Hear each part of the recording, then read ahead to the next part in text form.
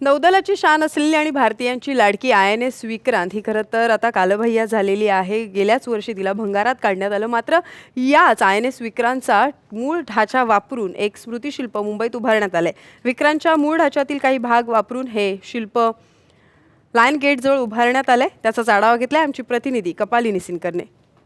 1971च्या भारत-पाकिस्तान युद्धामध्ये महत्त्वाची भूमिका बजावणाऱ्या आणि लाखो करोडो भारतीयांचं निरपेक्ष प्रेम मिळालेल्या INS विक्रांत या युद्धनौकेचं एक स्मृतिशिल्प मुंबईत उभारण्यात आलेलं आहे। आपण आता आहोत फोर्ट परिसरामध्ये, जिकडे नेव्हल डॉकयार्डच्या जवळच INS विक्रांतचं छोटंसं स्मृतिशिल्प उभारण्यात आलेलं आहे।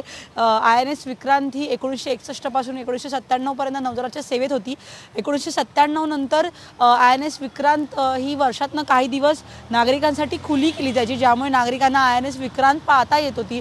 आणि आपल्याला माहिती आहे, गेल्या वर्षी INS विक्रांत ही मोडीत काढण्यात आली।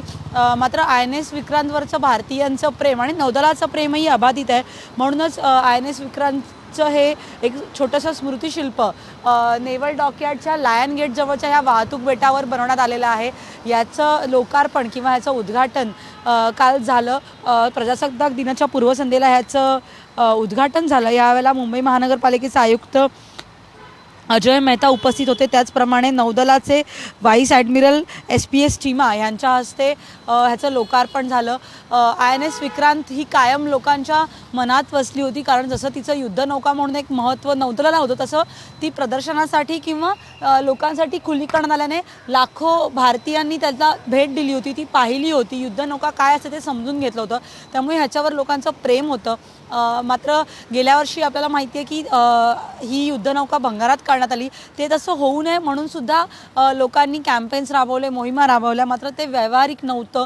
त्यामुळे अखेर ती भंगारात काढण्यात आली। केंद्र शासन आणि राज्य शासनाला INS विक्रांतचं एक स्मृती जी जपायची होती ती शक्य झाली नाही। मात्र आता किमान INS विक्रांत लक्षात राहावी आणि कायम स्मरणात राहावी या उद्देशाने मुंबईमध्ये फोर्टजवळ लायन गेटच्या समोरच INS विक्रांतचं स्मृतिशिल्प बनवण्यात आलं आहे। कॅमेरामन कुमार टेंबरेसह कपालिनी सिनकर, साम TV, मुंबई।